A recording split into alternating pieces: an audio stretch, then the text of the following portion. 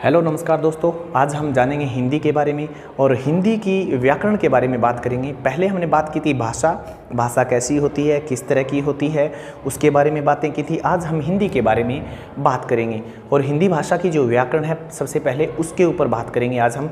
आपको क्लास कैसे लगी अपने कमेंट बॉक्स में अपनी राय ज़रूर दें। तो दोस्तों, व्याकरण का अर्थ क्या होता है? बिना समय हमारा जाया किए हुए हम सीधे मुद्दे पर आते हैं। व्याकरण का अर्थ की बात करते हैं। सबसे पहला आता है कि इसका अर्थ क्या होगा। तो देखिए दोस्तों, वियोग अयोग करण, जिसका अर्थ होता है व्याकरण। ठीक है दोस्तों, इसका अर्थ क्या होगा? इसका अर्थ क्या होगा? इसका अर्थ होगा भली भांति किसी चीज़ को समझना।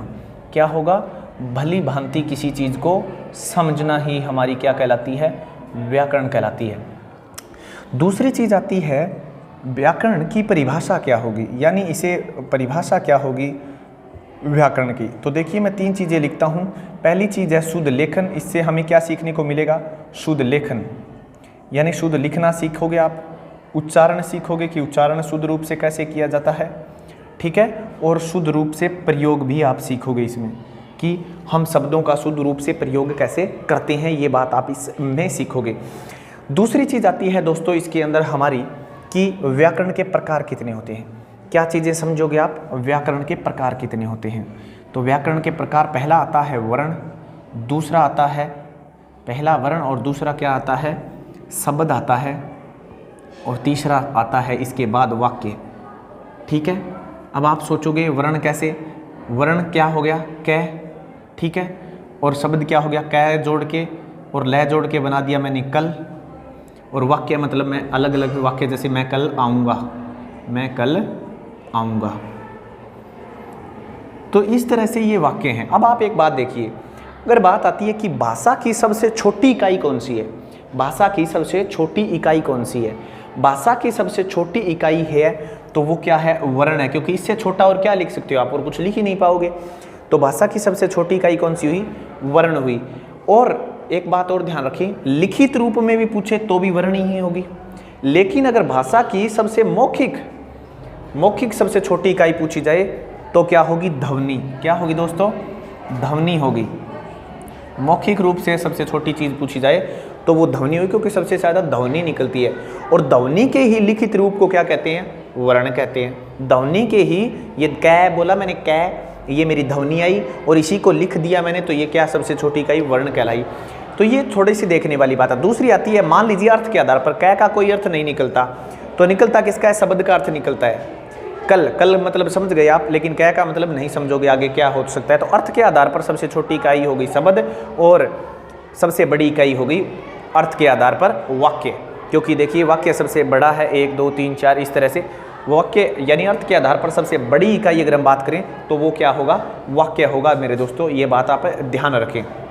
अब इसके बाद हम आते हैं कि वर्ण के भेद हमने जान लिए कि वर्ण होता है, शब्द होता है, जो हमारे वाक्य होते हैं, ये व्याकरण के भेद हैं। सॉरी, मैं वर्ण का भेद कह रहा हूँ। लेकिन अब आते हैं वर्ण के भेद कितने हैं, इस बात पर हम बात करते हैं कि वर्ण के भेद कितने हैं। वर्ण के भेद के ऊपर हम बात करेंगे। वर्ण के भेद की बात की जाए तो दोस्तों 2 ही होते हैं, आप सभी जानते हैं इसे नॉर्मल रूप से, स्वर और व्यंजन। कौन से होते हैं? एक तो स्वर होता है और एक व्यंजन होता है। ये होते हैं स्वर। टोटल कितने होते हैं आप सभी जानते होंगे? 11। मूल भाषा में ये कितने होते हैं? ये मूल भाषा मीन्स संस्कृत में 13 होते हैं, हिंदी में 11 होते हैं, और व्यंजन होते हैं 33। कितने होते हैं? 33 होते हैं दोस्तों। ये जो 13 होते हैं ना, संस्कृत में इन्हीं 13 को बोला जाता है अच। क्या बोला जाता है?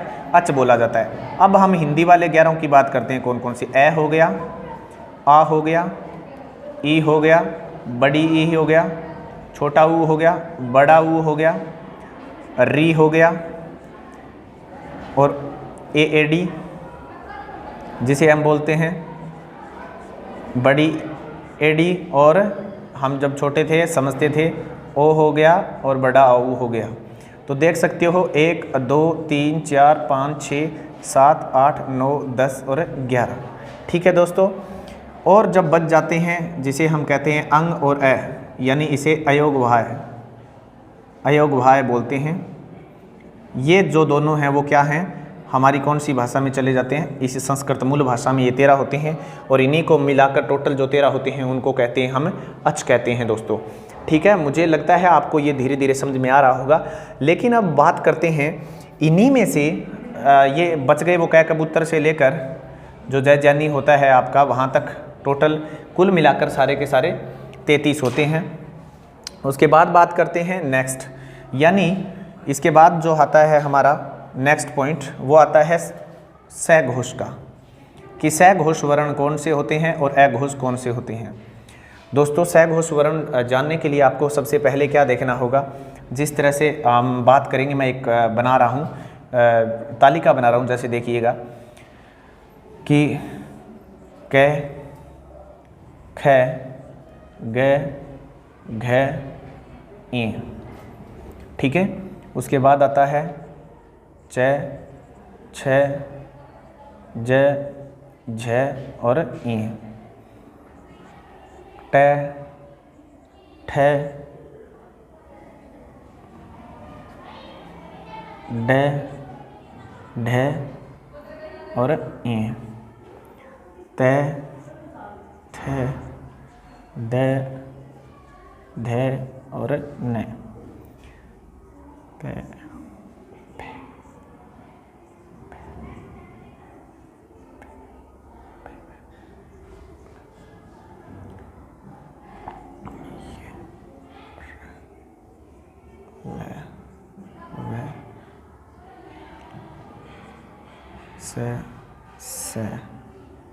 स और है। देखिए दोस्तों, ये हैं हमारे, यहाँ पर आप देख सकते हैं एक तालिका मैंने बनाई है। इन्हें कहते हैं वर्गीय या स्पृश्य व्यंजन। क्या बोलते हैं? वर्गीय व्यंजन। अब मैं इसको एक वर्ग बना देता हूँ, देखिएगा तालिका बना देता हूँ इनकी इस तरह से, 1 2 3 4 और ये कौन सी हो गई? 5वीं। ऐसे 1 2 3 4 5, ठीक है दोस्तों। अब सुन लीजिएगा, मैं इनको हटा रहा हूँ थोड़ा सा इधर।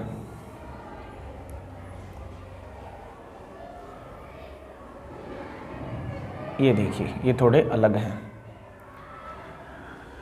ये तालिका देखिए। उससे पहले अगर हम बात करें इनके बारे में कि क्या होगा, सघोष टोटल व्यंजन कितने होते हैं वो बात देखते हैं पहले। देखिए ये 1 2 3 4 और 5, ये जो हमारी तालिका है इसको कहते हैं हम वर्गीय व्यंजन। क्या बोलते हैं दोस्तों? वर्गीय व्यंजन। दोस्तों एक चीज़ बताइए मुझे कि व्यंजन होते कौन से हैं? देखिए स्वर होते हैं ना, वो स्वतंत्र होते हैं। क्या होते हैं? स्वतंत्र, उनको किसी की आवश्यकता नहीं होती। लेकिन व्यंजन होते हैं वो अस्वतंत्र होते हैं। क्या होते हैं? अस्वतंत्र। क्यों होते हैं? देखिए ये क है ना पूरा, और इसको आधा करना है तो इसको ए की ज़रूरत पड़ेगी, तब ये क्या कहलाएगा? पूरा क।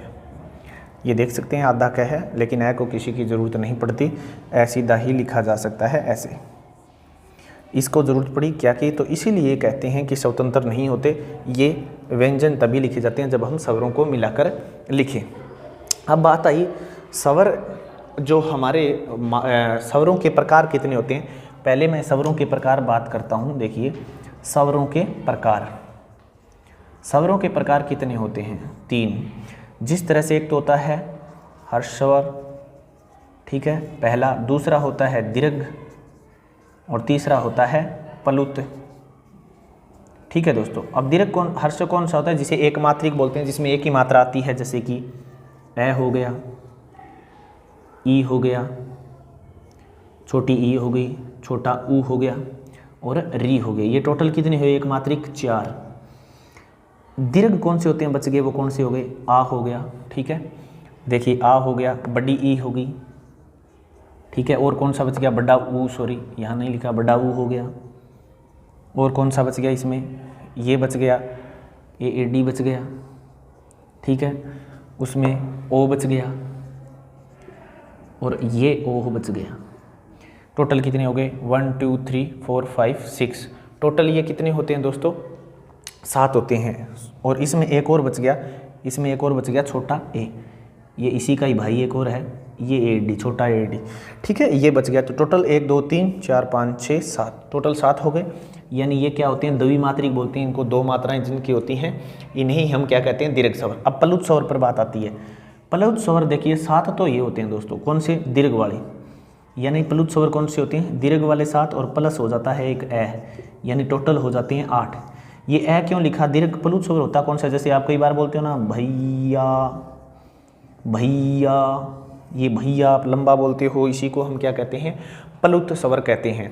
अब इसमें एक और आता है जिसका नाम है आगत स्वर। क्या होता है दोस्तों, आगत स्वर, जिसे हम कहते हैं, इधर लिख देता हूं मैं, आगत स्वर बोलते हैं। किस, क्या बोलते हैं, आगत स्वर। आगत स्वर कौन से होते हैं, जिसमें ये आ जाए, जैसे ओ, ठीक है, ये आगत स्वर है, इसे हम विदेशी स्वर भी कहते हैं, तो ये आगत होते हैं, ठीक है। अब इसमें इसका चिन्ह होता है, हर स्वर जो है ना, ये हर स्वर है, इसका एक चिन्ह है, जिसे ये इसका निशान है, और दीर्घ जो स्वर है इसका निशान क्या है, ये है, ये निशान इस दीर्घ स्वर का निशान है। तो ये बात आप ध्यान रखें दोस्तों, ठीक है। अब आते हैं हम इसके ऊपर कि क्या, जो हमारे सघोष और अघोष है, अब उन पर बात करते हैं कि सघोष कौन से होते हैं, सघोष कौन से होंगे। सघोष होते हैं, गिनिएगा, टोटल 31 होते हैं दोस्तों, टोटल कितने होते हैं, 31। इनका नाम क्या बताया, वर्गीय व्यंजन। इनका नाम क्या है, इनका नाम है अंतस्थ व्यंजन, अंतस्थ, ठीक है दोस्तों, अंतस्थ व्यंजन, और इनका नाम तो आपने सुना होगा, ठीक है, अंतस्थ व्यंजन और स ये जो होते हैं, ये क्या होते हैं, ऊष्मीय व्यंजन, ऊष्मीय व्यंजन, यानी जो क्या वो करते हैं, ये ऊष्मा उत्पन्न करते हैं, उन्हें हम क्या कहते हैं, ऊष्मीय व्यंजन कहते हैं, ठीक है। अब इनको अगर हम बात करें तो घर्षण उत्पन्न होगा, इसमें बोल के देख लो चाहे, ये होते हैं हमारे अंतस्थ व्यंजन, ठीक है। अब देखिए टोटल 31 होते हैं हमारे सघोष, और अघोष बच गए कितने, बच गए वो सारे, यानी टोटल 13। अब ये होंगे कौन से 31, तीसरा चौथा 5, यानी वर्ग व्यंजन का तीसरा चौथा पांचवां, वर्गीय व्यंजन का कौन सा होगा, तीसरा होगा, चौथा होगा और पांचवां होगा। तो यानी गै गह ड जय जय ड ड न द द न ब ब न, ये सारे के सारे क्या हैं, टोटल कितने हो गए, ये एक में कितने हैं, 1 2 3 4 5, तो 5 5 5 दिए 15, टोटल ये तो हो गए 15, ठीक है। 15 ये रह ले से, यानी ये रह ले वे, ये कितने हो गए, टोटल कितने हो गए 4, तो 15 और 4 19, ठीक है। एक हो गया इसमें से है, ठीक है, एक इसमें से क्या हो गया है, और नेक्स्ट कौन सी हो गए, स्वर सारे, तो टोटल कितने हो गए 33, स्वर यानी कितने होते हैं 11, टोटल कितने हो गए बराबर 31, ठीक है, और बाकी बच गए वो सारे, ठीक है। जिस तरह से वर्ग का पहला और दूसरा, ठीक है, और पहला और दूसरा यानी 5 दूनी 10, तो ये हो गए, और 3 ये स, और 3 कौन से हो गए, ऊष्मीय व्यंजन, ऊष्मीय व्यंजन, ठीक है, ऊष्मा जो वो करते हैं, ऊष्मीय व्यंजन जिसे हम कहते हैं वो। तो ये हमारे क्या है, आप देख चुके हैं कि ये हमारी तालिका है, ये सघोष वर्ण है और ये अघोष है, ठीक है। अब आगे बढ़ते हैं, इसी के आधार पर आगे बढ़ते हैं हम और बात करते हैं थोड़ा सा आगे चलकर, जो आती है हमारी, ये बोले कैसे जाएंगे। देखिए दोस्तों, ये बोलने का एक तरीका होगा इसमें भी, तो हम एक तालिका बनाएंगे, उसी के आधार पर आपको समझाएंगे कि कौन सा शब्द आपको कैसे बोलना है, वो आप ध्यान रखें। और बिल्कुल ईजी सा तरीका आपको मैं बताने जा रहा हूँ, ज़्यादा मुश्किल नहीं है। देखिए पहले हम लिखेंगे ए नार आ आम ई इमली, जिसे हम छोटी भाषा में बोलते हैं, लेकिन वर्ण को बोलने के एक तरीका होता है दोस्तों, उसमें कार लगा के बोलना चाहिए आपको, जैसे ख कार, कै कार, गै कार लगा के बोलना चाहिए, कै कबूतर गलत है जैसे। अब देखिएगा मैं जो लिख रहा हूँ, सबसे पहले क्या लिख रहा हूँ, वर्ण लिखूँगा मैं, वर्ण लिखूँगा इधर, ठीक है, कै, ये क्या हो गया ए आ ई, छोटी ई, ए आ छोटी ई, बड़ी ई, ऊ बड़ा ऊ, री और ए बड़ा ए, और ओ बड़ा ओ, ठीक है। ये हमने बोल दिया। एक बच गया हमारा ए और अंग, ठीक है, अंग और ये रहा। अब आ गया कै वर्ग, क्या हो गया कै वर्ग, चै वर्ग, टै वर्ग, तै वर्ग और पै वर्ग। ठीक है दोस्तों, इसके बाद हमारा कौन सा आता है, य, रै, लै, वै और सै, सै और सै, फिर आता है। और एक अब लास्ट में बच गया वो है जिसे हम संयुक्ताक्षर कहते हैं, क्षत्रिय, और एक होता है त्रेय और एक होता है ज्ञ। ये तो हो गए हमारे वर्ण। ठीक है, तालिका बनाएंगे हम इसकी। दूसरा आता है अब हमारा जो है जिसे हम क्या कहते हैं, क्रम संख्या। आपको मैं एक जिसमें क्रम संख्या डालेंगे हम। तीसरी चीज़ आती है हमारी वर्ण का, जो भी हम मतलब कहाँ पे क्या करेंगे वर्ण, यानी जिसे हम बोलते हैं, क्या वर्ण बोलते हैं या व्यंजन बोलते हैं। व्यंजन और स्वर दोनों होंगे, इसमें ध्यान रखें आप, व्यंजन और क्या होंगे, स्वर होंगे। और तीसरी चीज़ आती है हमारी नेक्स्ट, इसके बाद हमारा जो नेक्स्ट पार्ट आता है वो क्या आता है, इनका उच्चारण स्थान, यानी उच्चारण स्थान। ठीक है दोस्तों, ये क्या आता है हमारा उच्चारण स्थान। सबसे पहले क्या है देखिए, ए और आ। ठीक है, सबसे पहले हमारा क्या है, पहले नंबर पर बात करते हैं हम ए और आ। तो इन दोनों को ले लीजिए, पहले दो को लीजिएगा। फिर हमारा पहला वर्ग कौन सा है, इधर से देखो, पहला वर्ग कौन सा है, कै वर्ग। तो इसमें लिख लेंगे हम कै वर्ग। ठीक है, कै वर्ग लिख लेंगे। उसके बाद हमारा क्या बच गया, एक जो हम बोलते हैं विसर्ग। क्या बच गया हमारा, विसर्ग, जिसे हम ये कहते हैं। तो ये सबसे पहले हमारा क्या आता है, कंठ आता है। नीचे से लेके चले, सबसे पहले क्या आता है, कंठ। तो पहले नंबर पर क्या, पहले नंबर पर ये आया है, पहले नंबर पर कै वर्ग है और विसर्ग भी है। ठीक है, तो सबसे पहले क्या आता है, कंठ। तो हम लिख देंगे ये कंठे। ठीक है, यानी ये कहाँ से बोले जाएंगे, हमारे कंठ से ही बोले जाएंगे। दूसरा आता है, दूसरे नंबर पर क्या है देखिए, ऊ, ई और ऊ। तो छोटी ई ले लेंगे और बड़ी ई ले लेंगे। ठीक है, और दूसरा क्या लेंगे, कै के बाद कौन सा आता है, चै वर्ग। क्या होगा, चै वर्ग। और फिर देखिए पहला क्या आ रहा है, ये आ रहा है, इधर से ये ले लेंगे और उसम व्यंजन से ये ले लेंगे पहला, यानी अंतस्थ और उसम व्यंजन से। तो ये और से ये ले लिया। ये दूसरे नंबर पर क्या आता है, आपको पता होगा, तालुआ आता है। ठीक है, हमारा क्या आता है, तालु। तो इसे हम क्या कह सकते हैं, तालव्य भी कह सकते हैं और तालु भी लिख दीजिए। ठीक है, तालु क्या हो गया, तालव्य भी हम क्या है लिख सकते हैं। ठीक है, ये पूरा होगा, सॉरी गलती लिख दी ऐसे। ठीक है दोस्तों, तालु या तालव्य। तो ये तालु से बोले जाएंगे। अब तीसरे नंबर पर क्या आता है हमारा, पहले आता है कंठ, तालु आता है, फिर आता है मूर्धा। तो अब मूर्धा से कौन से बोले जाएंगे। अब ई, जो ई है दोस्तों, उसके बाद हमें क्या लेना है, री लेना है। ठीक है, एक बार इसको छोड़ दो, क्या है, इसको छोड़ दो और इसको ले लीजिए। किसको, तीसरे नंबर पर क्या लोगे, री लोगे आप। ठीक है, क्या लोगे, री ले लोगे। उसके बाद हमारा तीसरा कौन सा है, चै वर्ग आ गया। और अब लेना है आपको टै वर्ग। तो यहाँ ले लीजिए टै वर्ग। और उसके बाद ये स के बाद क्या आता है, रै और स आता है। तो ये इन दोनों को ले लो, रै ले लो और नीचे वाले का जो उसमें व्यंजन है उसका स ले लो। ठीक है, तो ये किससे बोले जाएंगे, मूर्धा से। तो ये देखिए अब सारे के सारे मूर्धा से होंगे। मूर्धा के बाद क्या आता है, मूर्धा के बाद जो हमारा क्या आता है, दांत। क्या होता है, जिसे हम कहते हैं दंते। ठीक है, यानी दंत। ठीक है, दांत से अगर हम जो बोलेंगे, जिस तरह से भी हम बोलेंगे, या आप इस तरह से भी लिख सकते हो इसको, एक ही बात है। नया और लगा के लिखना है तो ऐसे लिख दो, चाहे ये लिख लीजिए इस तरह से, ये बिंदी की आवश्यकता नहीं है मैं भी। तो चौथे नंबर पर क्या होगा, आप देखिए दांत से क्या क्या होंगे। अब इसमें आपको लरी लेना है, लरी।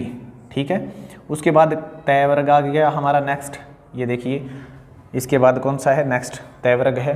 तो इस तरह से दांत से आ जाएगा ये। और उसके बाद जो बचा, ये रह के बाद लय और श।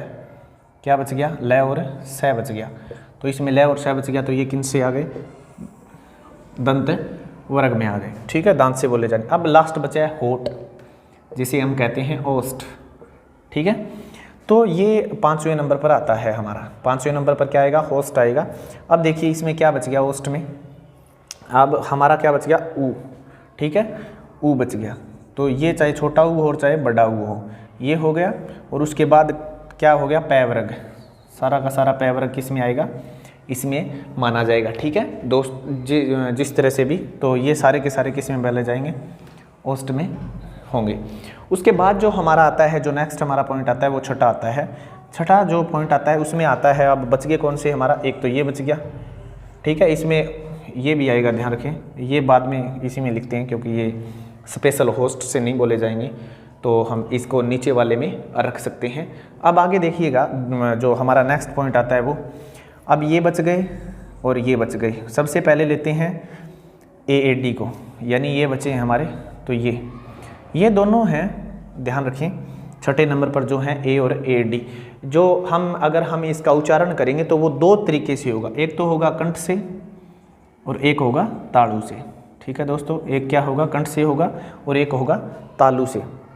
अब देखना है आपको क्या, क्योंकि आप हम संधि करेंगे तब और इसको समझ जाओगे आप, क्योंकि कंठ और तालु से, क्योंकि AD अकेला नहीं बनता है, ए और किस से बनता है, ई से, ए और किस से बनता है, ई से बनता है। तो देखिए ए से कंठ हो गया और ई से क्या हो गया, तालु हो गया, इसीलिए हम बोलते हैं कंठ और तालु से ये बनता है, इसलिए इसको AAD को हम कंठ और तालु से बोलते हैं।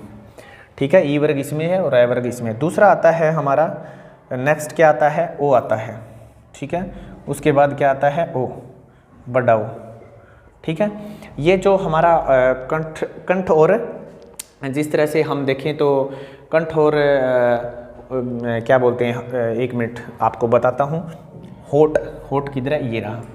जिस तरह से देखिएगा क्यों बोलते हैं इसको कंठ और होठ से, कंठ और होठ से हम भी इसको बोलते हैं, क्योंकि देखिए ओस्ट, ठीक है, कंठ से, तो कंठ यहाँ पर हो गया और ये ओ वर्ग भी हमारा यहाँ हो गया ओस्ट में, क्योंकि ऊ बाकी आप अंदाज़ा लगाओगे, बोल के देखोगे, ओ आपके होठ हिलेंगे तो कंठ और होस्ट से बोला जाता है, और इसमें ANR की ध्वनि है तो वो कंठ में चली जाती है, तो इसलिए कंठ और होस्ट। नेक्स्ट हमारा जो पार्ट आता है वो आता है वह का, कि वह हमारा किस तरह से बोला जाता है, यानी जो वह बोला जाता है वो बोला जाता है दंत और ओष्ठ से। किससे बोला जाता है, दंत प्लस ओष्ठ, यानी दांत और होठों से ये बोला जाता है जो हमारा वह है वो, क्योंकि आप जब आप पढ़ोगे हमारी संधियाँ, यण संधि आप जब पढ़ोगे तब आपको ये पता चलेगा कि वह दंत और होष्ठ से क्यों बोला जाता है, क्योंकि वह हमारा एक दंत्यस्कार भी होता है और उसमें एक ओष्ठ भी होता है। ठीक है, जैसे यह और वह, यानी ऊ कहाँ है, देखिएगा हमारा दंत, ठीक है, दंत्यस्कार किस में है, इसमें है, तय वर्ग में। ठीक है, तय वर्ग में क्या है, दंत्यस्कार है हमारा, तो इसीलिए इसमें से तय दैन ने पै बहन, यहाँ से हम लय और शय, जिस तरह से इन्हीं के अंदर से एक हमारा निकलेगा, इसी के कारण हम क्या कहते हैं, इसको दंत्यस्कार कहते हैं। ठीक है, दंत्यस्कार और होस्ट। उसके बाद आता है 9 नंबर पर क्या आता है, हमारा आता है, जिस तरह से हम बात करें तो इसके बाद हमारा ये हो गया ए और अंग, जिसे हम बोलते हैं अनुस्वार। क्या बोलते हैं, अनुस्वार बोलते हैं, ये तो आप सभी जानते ही होंगे, तो इन्हें हम अनुस्वार बोलते हैं। ठीक है, और ये किससे बोले जाते हैं, सभी जानते होंगे, नाक के द्वारा, यानी हम जिसे कहते हैं नासिक्य। ठीक है, ये सभी जो बिंदी वाले हैं नासिक्य वर्ण होते हैं, तो नाक से ही बोले जाते हैं, ये बात आप ध्यान रखें। इसके बाद आप हमारे आते हैं, ये वह भी हो गया, लय भी हो गया, वह भी हो गया, ये सह भी हो गया। अब हमारा बचा है क्या, है। 10 नंबर पर क्या बचा है हमारा, है, ये है बचा है। तो ये क्या होता है, ये स्वतंत्र होता है, ध्यान रखिएगा दोस्तों, इसे हम कहते हैं अलजीवा। क्या बोलते हैं इसे, अलजीवा, ये स्वतंत्र होते हैं। अगला जो हमारा आता है, अब है हो गया क्लियर। अब ये आते हैं हमारे संयुक्त स्वर, संयुक्ताक्षर जिसे हम बोलते हैं। ठीक है, जिसमें सबसे पहले आता है ये, उसके बाद आता है ये, और उसके बाद आता है ये तीनों आते हैं हमारे। हम इसी की बात करेंगे। अब ये कहाँ से बोले जाएंगे, क्योंकि सबसे पहले कंठ मूर्धा के बाद जो है हमारा कंठ, और ये जो पहला है हमारा वो कंठ से, मूर्धा से और कंठ से बोला जाएगा, क्योंकि इसमें 3 चीज़ें आपको मिलेंगी। जब संधि करेंगे तब मैं आपको बिल्कुल बताऊंगा इनकी चीज़ें, अभी आपको देखना है सिर्फ। तय वर्ग है वो देखिएगा किससे बोला जाता है, कंठ से तो बोला ही बोला जाएगा, दांत और मूर्धा भी इसमें होगा, यानी सबसे पहले क्या होगा, दांत से सब निकलेगा, फिर मूर्धा से, और फिर क्या है, कंठ से। ठीक है, दांत मूर्धा कंठ। और जो नेक्स्ट है जिसे हम गह ज्ञानी भी कहते हैं कुछ एक, तो ये क्या है, तालुए से बोला जाता है, जिसे हम बोलते हैं तालु तालु तालु तालु और कंठ। तो ये थे हमारी सारणी जो जहाँ से बोली जाती है दोस्तों। उम्मीद करता हूँ आपको ये अच्छी लगी होगी, क्योंकि सबसे पहले हमने क्या लिया, 2 लिए थे, कै वर्ग लिया था पहला और विसर्ग लिया था, इसलिए वो कंठ से हमारा सबसे पहले कंठ आता है, फिर तालु आता है, फिर मूर्धा आता है, फिर दंत आता है, फिर ओष्ठ। ये 2-2 से बोले जाते हैं। क्यों बोले जाते हैं आप सभी जानते होंगे, ए हो या आ हो प्लस क्या बने, ए आए या ए आए, तो क्या बनता है, ए या, क्योंकि देखिएगा इधर देख लो, सॉरी, ई छोटी ही और चाहे बड़ी ही हो तो क्या बनता है, ए बनता है। तो यही कारण था कि हमने क्या किया, कंठ और तालु से इसको हमने देखा जोड़ के, यही कारण था। इसी तरह से ये इनके भी कंठ और होस्ट हैं, ओ हो गया या ओ हो गया, क्योंकि ओ क्या है, एन आर तो किस में है, एन आर किस में है, देखिएगा कंठ में है। ठीक है, और दूसरा ये मात्रा ओ की, ये जब बोलते हो आप ओ, ये बनेंगी तब भी बात करेंगे तो ये होस्ट की आवाज़ आएगी इसमें। दूसरा वह भी हमारा क्या है, दंत और ओष्ठ से है। ठीक है, दांत और ओष्ठ से बोला जाता है वह। ठीक है, वह। तो ये बात भी आप ध्यान रखिए। ए और अंग है जो अनुस्वार है, नासिक के वर्ण कह लेते हैं, है जो स्वतंत्र है अलजीवा कहते हैं, क्षत्रिय कंठ मूर्धा कंठ से ये क्या होता है, दंत मूर्धा और कंठ से बोला जाता है, और गह ज्ञानी है वो तालु तालु और कंठ से बोला जाता है। तो उम्मीद करता हूं दोस्तों ये वीडियो आपको अच्छी लगी होगी, और अच्छी लगी है तो प्लीज़ इसको चैनल को सब्सक्राइब और लाइक भी जरूर करें, और अपनी राय भी दें कमेंट बॉक्स में। अगर कोई मिस्टेक हुई है तो धन्यवाद, माफ़ी चाहूँगा अगर कोई गलती हुई है तो आपसे। आगे की वीडियो में फिर मिलेंगे और आगे सुधार करने की भी कोशिश करेंगे ताकि हम और बेटर पढ़ा सकें आपको। Thank you.